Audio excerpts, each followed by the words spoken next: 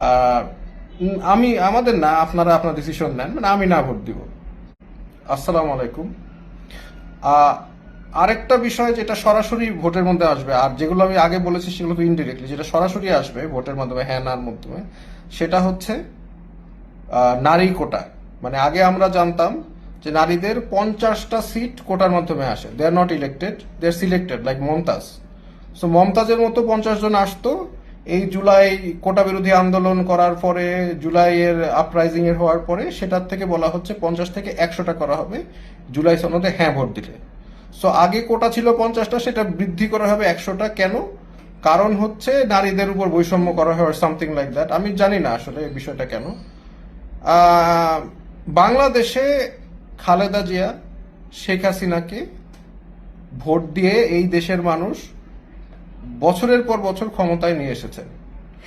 এটা আমরা তো আমেরিকানের মতো না। আমেরিকায় যেমন ওই একটা মানে ওর জন্মের পর থেকে কোনো একটি ফিমেল প্রেসিডেন্টকে তারা ক্ষমতায় বসায় নাই। আমেরিকানরা এটা করে নাই, কখনোই না, এটা হয় নাই। আর যেখানে বাংলাদেশের মতো দেশে, যেখানে তারা বারবার আমরা নারীকে ভোট দিয়ে ক্ষমতায় বসিয়েছি as the head of the state, আমার দেশে বৃদ্ধি করা লাগবে 50টা থেকে 100টা নারী সিট। এখন আপনি বলতে পারেন যে 400 সিটের মধ্যে 100টা হবে কোটা, আগে ছিল 50টা, এখন হবে 100টা কোটা হবে। ওকে ফাইন, তাহলে ইজ দ্যাট এনাফ? না। আপনি যদি হ্যাঁ ভোট দেন, দ্যাট ইজ নট এনাফ। তারা বলতেছে বাকি যে 300টা থাকবে, সেই 300-র 5%, প্রত্যেকটা দলের 5% করে মেয়েদেরকে দিতে হবে। তার মানে শুধু ওইখানে কোটা না, আবার ওই মানে সিটের ওইখানেও আরেকটা কোটা থাকবে। ওকে, তাহলে বাকি যে 295 থাকে, কেন দিতে হবে আমার 5%? কেন দিব? যদি আমার কাছে যদি ভালো না লাগে, আমার আমার যদি যোগ্য ব্যক্তি থাকে, পুরুষ থাকে, আমার কেন 5% দিতে হবে? আমি তো কোটা আপনি তো দিলেনি 100%। আচ্ছা, তারপরে বাকি 95% কি তাহলে কি শুধু পুরুষরা? সেটাও না। ওইটার মধ্যে নারী পুরুষ একসাথে কম্পিট করবে। সেই তারপরে মেয়েদের জন্য আরেকটা কোটা আছে, সেটাতে আবার তার উপরে আবার 50টা থেকে 100টা কোটা।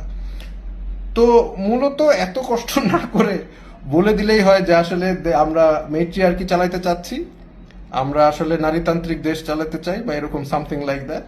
আদারওয়াইজ এত কোটার কেন দরকার হইলো? দেখেন, আমরা তাসনিম জারার ফিলোসফির সাথে আমরা ডিসএগ্রি করতে পারি, কিন্তু সে কিন্তু ফিল্ড লেভেলে কাজ করে জনগণের কাছে যে তার যোগ্যতার ভিত্তিতে সে ভোট চাচ্ছে, দ্যাট ইজ রেসপেক্টেবল, তাই না? বাট আপনি কোটার মাধ্যমে নারীদেরকে বসাবেন। কোটার নারী তো আমি চাই না, আমি ইলেক্টেড নারী চাই, কোটার নারী চাই না। আর নট জাস্ট মানে জোর করে নারী বসায় সেটাকে আমার ভোট দিতে হবে, নট লাইক দ্যাট। মানে যার যোগ্যতা আছে। আর আপনারা যদি যারা যেসব নারীরা চান যে ওকে আমরা আমাদেরকে রিপ্রেজেন্ট করা হচ্ছে না, that's not a problem at all. আপনি আপনাদের নতুন দল খুলেন, solely নারীদের জন্য দল খুলেন না, ওখানে শুধু নারী না, 50টা না, 100টাই নারী বসাবেন, সমস্যা কি? 100 জন নারী ইলেকশন করবে, এই দেশের মানুষ তো নারীকে ভোট দেয়। দিস ইজ মানে অন্য আমেরিকার বেলায় ইটস নট প্রুভেন, বাংলাদেশের বেলায় তো প্রুভেন। তো আমেরিকায় যদি কোটা না লাগে, বাংলাদেশে কেন লাগবে? I don't understand. তো এইটা হচ্ছে আরেকটা ইস্যু। এই যে হ্যাঁ না ভোটের আরেকটা ইস্যু, আপনি যদি হ্যাঁ ভোট দেন, তাহলে দেশটারে কোটা বানায় ফেলবেন। মানে আমার পার্লামেন্ট, আমার যে ল মেকার্স, যে আমার জন্য আইন প্রণীত হবে, তারা হবে মমতাজ। তারা কি হবে? মমতাজ। কারণ আপনি 50টা কোটার থেকে 100টা করতেছেন, এটার মধ্যে ঐক্যমত হয়েছে, সামহাও সামহাও হয়েছে, আই ডোন্ট নো, বাট হয়েছে। সো এইরকম আপনারা করতেছেন। সো যেহেতু আমি ব্যক্তিগতভাবে এখন আমার আই ডোন্ট নো, আমার আমার ওপিনিয়ন হচ্ছে আমি ব্যক্তিগতভাবে এটা চাই না। সরাসরি যেটা আপনি হ্যাঁ ভোট দিলে এটা হবে, সো আমি এটা চাই না। সো আমি না ভোট দিব।